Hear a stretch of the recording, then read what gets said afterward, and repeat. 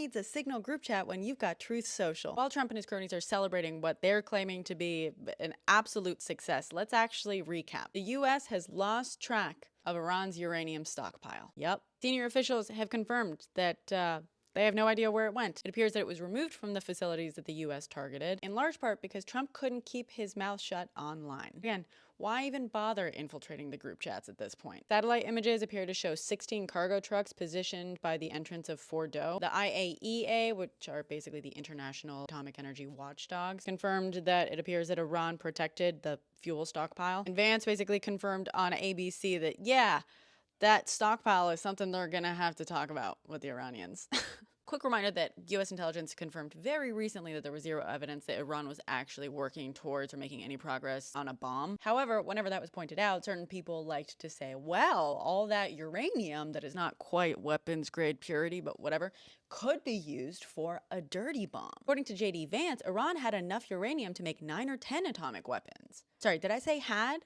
I meant has. That's the uranium that the U.S. lost track of. And Iran still has. But don't worry, because according to Vance, destroying these enrichment sites means that they destroyed all the equipment needed to turn that fuel into operative weapons, because I guess they were keeping all that equipment at the enrichment sites, and that's why no one was able to get any evidence of it.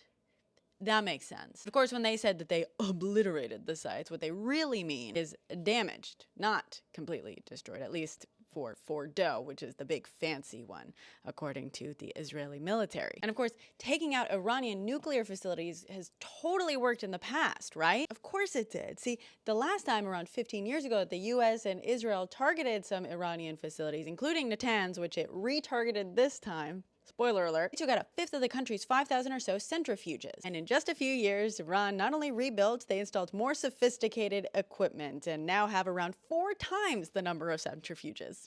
Boy, it sure would be nice and probably a lot easier if we just had an agreement in place with Iran where they just agreed not to make any bombs and then let us regularly inspect them and their facilities to ensure that they were complying.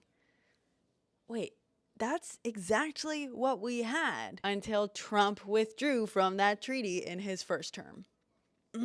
So again, real quick, we lost the uranium that we're claiming could make 9 to 10 nuclear bombs. We didn't successfully destroy their nuclear capabilities completely. Even if we had, they've rebuilt before, they could rebuild again. We still have no treaty in place, including the old one, and have managed to severely piss them off. Our current president is the same guy who abruptly removed us from the last treaty and earned ourselves a terrorism alert. Mission accomplished, everyone.